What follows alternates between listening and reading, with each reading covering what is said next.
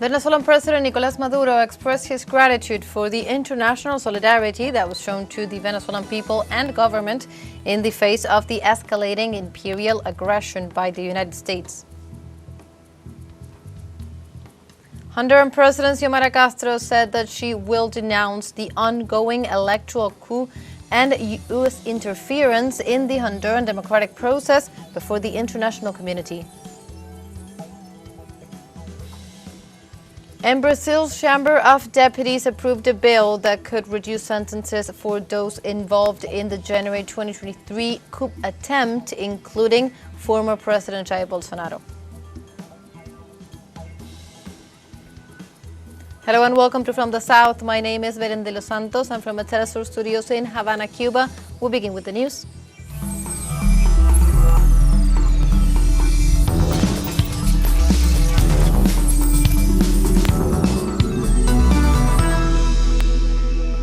Venezuelan President Nicolás Maduro expressed his gratitude for the international solidarity that was shown to the Venezuelan people and government in the face of the escalating imperial aggressions by the United States against the South American nation. During the National Council of Productive Economy, the head of state specifically thanked the protests in Norway in support of Venezuela's right to peace. The president also highlighted the demonstrations held in more than 65 cities across the country to reject the Trump administration's attempts to stir up conflict in the region. On the other hand, President Maduro announced the shipment of the first load of Venezuelan gas to towns on the border with Colombia. This measure seeks to strengthen energy ties and mutual support between the two peoples. In this scenario, Venezuelan president reiterated that his government will continue to promote diplomacy and cooperation in response to external pressures. I would like to take this opportunity to thank the people of Oslo and Norway, who took to the streets by the thousands today to call for peace in Venezuela, to support Venezuela in its desire for peace and development, and to say no to war for oil, and no to blood for oil. You saw it in Norway, and I was impressed. I saw it on social media before coming here, thousands of Norwegians with their banners and slogans. And many Latin Americans who live there, posting on social media about that huge, self-organized demonstration in support of the Bolivarian Republic of Venezuela and in rejection of the calls for military intervention and war in Venezuela and the Caribbean.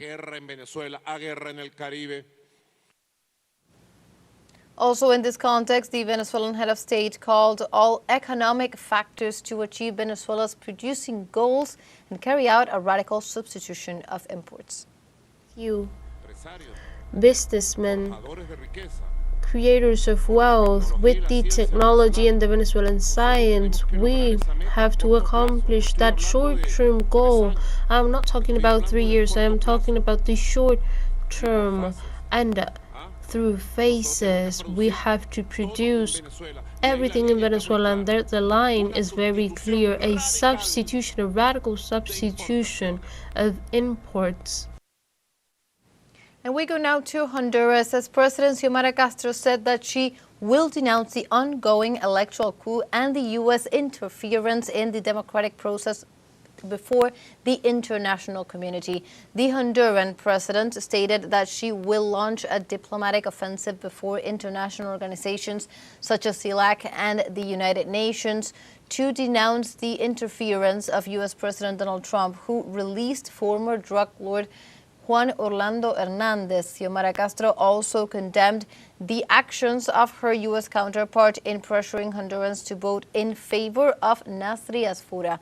In this way, Castro described the irregularities that led to a fraud that is favoring the candidate Asfura promoted by President Trump.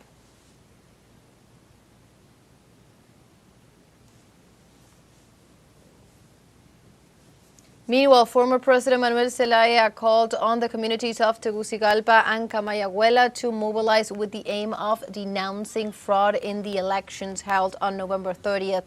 Through his social media account, Zelaya stated that the Libre Party does not accept the results announced by the TREP system, asserting that the alteration of the source code of the transmission system was part of a plan to manipulate the elections. In this regard, Marlon Ochoa, a member of the National Electoral Council, backed up the concern by confirming that the software was modified without the authorization of the CNE plenary. Ochoa also detailed that 13,000 records presented inconsistencies and that structural faults were detected in the system since the simulation carried out on November 9th.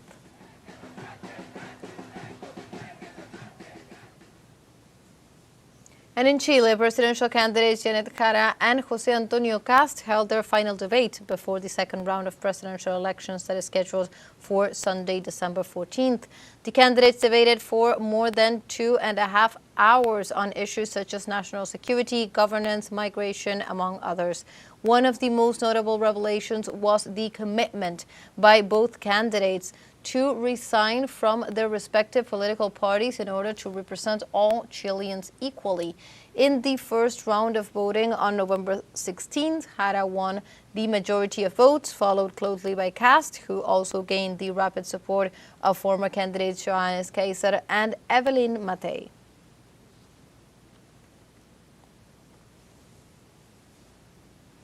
And now we have a first short break, but first, be sure to follow us on TikTok at teleSUR English, where you will find news in different formats, news updates, and much more. We'll be right back. Stay with us.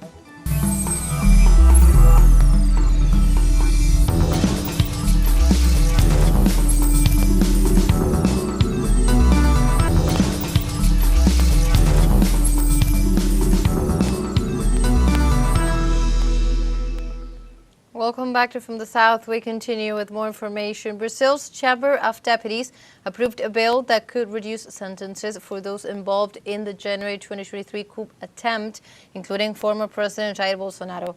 With 291 votes in favor and 148 against, the bill incorporates a reduction in sentences of between 4 and 8 years. In addition, it makes it easier for the other 7 convicts to move from house arrest to open prison. In the case of the former president, his prison sentence would be reduced to 6 years and 6 months, down from the 27 years to which he was previously sentenced.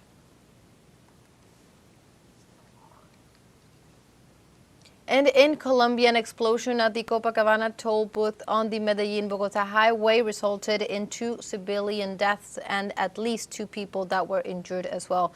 The incident took place in the afternoon when national police officers were inspecting a vehicle whose passengers were handling a grenade, which was accidentally detonated. After the incident, explosive technicians were deployed and found 2 rifles and ammunition in the trunk. The Medellin police confirmed that prior to the death of one of the individuals, he stated that he had been sent to deliver explosives and weapons to the city of Bogota.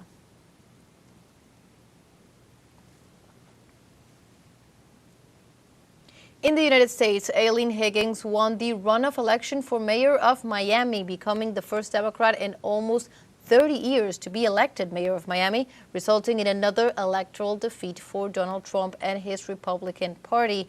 More information on this: Higgins defeated Republican Emilio Gonzalez, who had the support of President Donald Trump and Governor Ron DeSantis. The victory represents a boost for the Democratic Party in Florida, a key state where the organization has faced setbacks in recent election cycles. The result is considered a significant victory at a national level, as the contest attracted the interest of both parties in a key state for the upcoming presidential elections.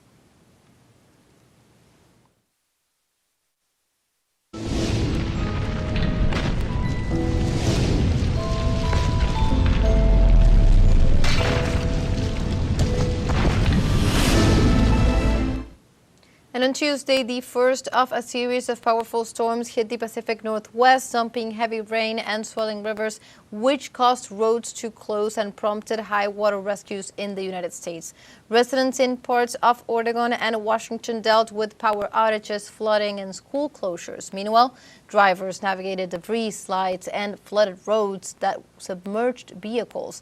Forecasters warned that the worst was yet to come, as some major rivers were expected to crest later this week.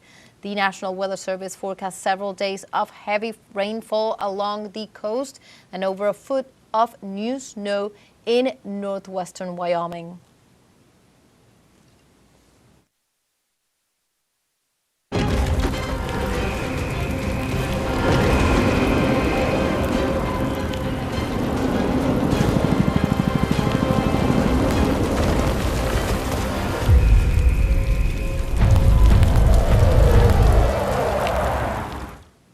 And the United Nations Children's Fund, UNICEF, reported that Israel's restrictions on humanitarian aid have caused a health crisis that is unprecedented since the beginning of the genocide against the Palestinian people. According to the international organization, more than 9,000 children were hospitalized with acute malnutrition in October of 2025.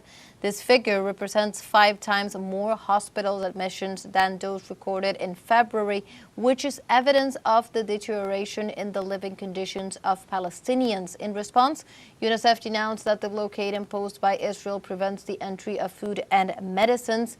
This policy exacerbates the humanitarian catastrophe and violates international regulations on the protection of civilians in conflict zones.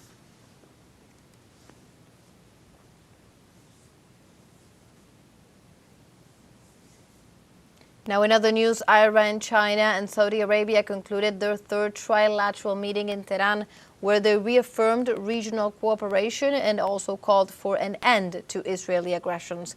The closing of this third round was led by Iranian Foreign Minister Abbas Araghchi, who highlighted China's constructive and decisive role in regional affairs, indicating that its participation is key to promoting peace and international balance. Araghchi also noted that his country maintains a sustained policy of good neighborhood with Saudi Arabia while continuing to make progress in areas of common interests.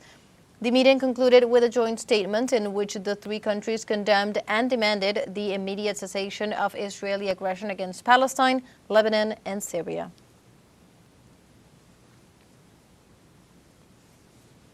Now we have a second short break coming up, but before, we invite you to visit our Facebook page at teleSUR English. There you'll be able to watch our top stories, special live coverages, and much more.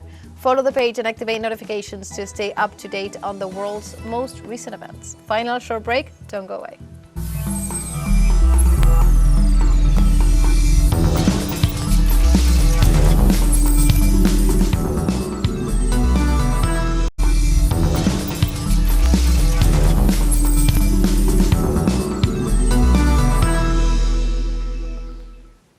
Welcome back to From the South. We continue with more information. China reached a historic milestone in its trade balance, surpassing $1 trillion.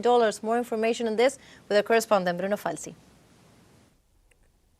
Greetings, colleagues of teleSUR and all the audience watching us. I am in Beijing now to report this time on an historical record in China's trade balance, consolidating its international leadership in international commerce. Authorities confirm that the country surpassed the $1 trillion mark in accumulated trade surplus for the first time in 2025. Export grew by 6% in the month of November, even with a nearby 30% drop in sales for the United States, demonstrating that the U.S. strategy fails to curb Chinese trade, while China strengthened its relations with the Global South, expanding its marks in Asia, Africa, and Latin America. This growth occurring in a challenging international context marked by extreme weather events such as the recent floods in Asia that affect supply chains and left thousands of homes damaged. And even so, China maintained the stability of its foreign trade and domestic economy, demonstrating resilience in the face of global difficulties. The record surplus also supports domestic consumption and the real estate sector. With the outlook, Beijing reaffirms its commitment to open and sustainable foreign trade, while implementing measures to strengthen domestic demand by 2026. With this news, we will return with you in the studio in La Habana, Cuba. Thank you, Bruno. Now, more information. Russia denounced the increase in sanctions promoted by the United States against the country. The Russian Foreign Minister Sergei Lavrov accused the Trump administration of strengthening sanctions against the Russian people. In this regard, Lavrov assured that these measures only lead Moscow to seek alternatives to guarantee the country's economic stability. The foreign minister also emphasized that sanctions are being imposed under the pretext of combating alleged cybercrime, which Moscow has denied. In the scenario, the U.S. ambassador to the United Nations, Mike Waltz, threatened Russia with imposing further sanctions for its intransigence.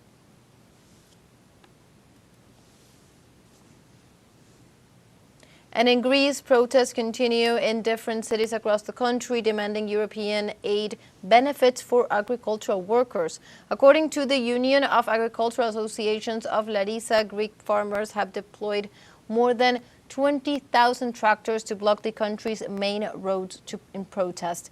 In this context, workers are demanding the payment of European aid benefits, whose delivery is paralyzed due to ongoing investigations into alleged million-dollar fraud linked to European Union support for the agricultural sector. For his part, the Greek Prime Minister stated that his government is open to dialogue with representatives of the sector.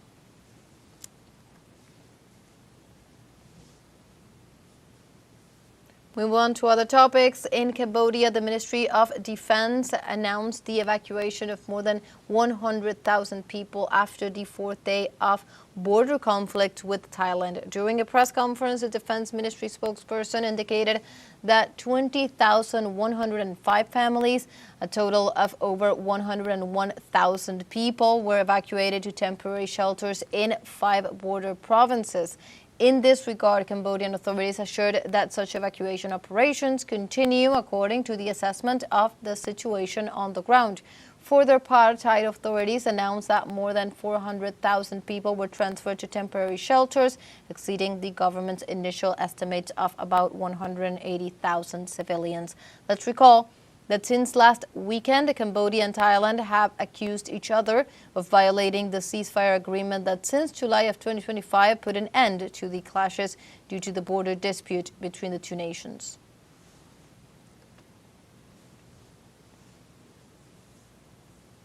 And the United Nations Children's Fund Executive Director called for urgent action to safeguard children in Sudan during her visit to Kassala in the eastern region of the country. According to a report by UNICEF Executive Director Catherine Russell, Sudan is facing one of the world's most severe humanitarian crises amid this escalating conflict, rising hunger, and the highest level of child displacement in the world, with an estimated of 10 million people displaced, half of them children. Furthermore, the agency stated that more than 30 million people require humanitarian assistance in the country. Russell also highlighted the vulnerability of women and girls who are experiencing horrific levels of sexual violence. UNICEF is calling for an immediate end to the violence and for all parties to uphold international humanitarian law.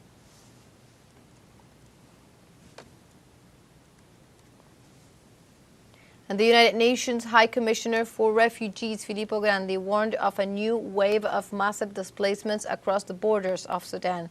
Grandi pointed out that after the latest wave of violence in Kordofan, a region comprising 3 states in the center and south of the country, approximately 40,000 people were forcibly displaced. During a meeting with survivors of the killings in Al-Fashar, the High Commissioner denounced that humanitarian workers lack the necessary resources to assist those affected.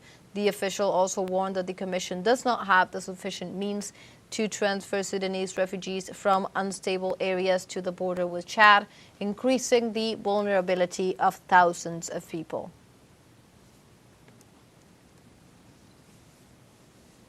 And with this information, we have come to the end of this news brief. You can find these and many other stories on our website at telesurenglish.net.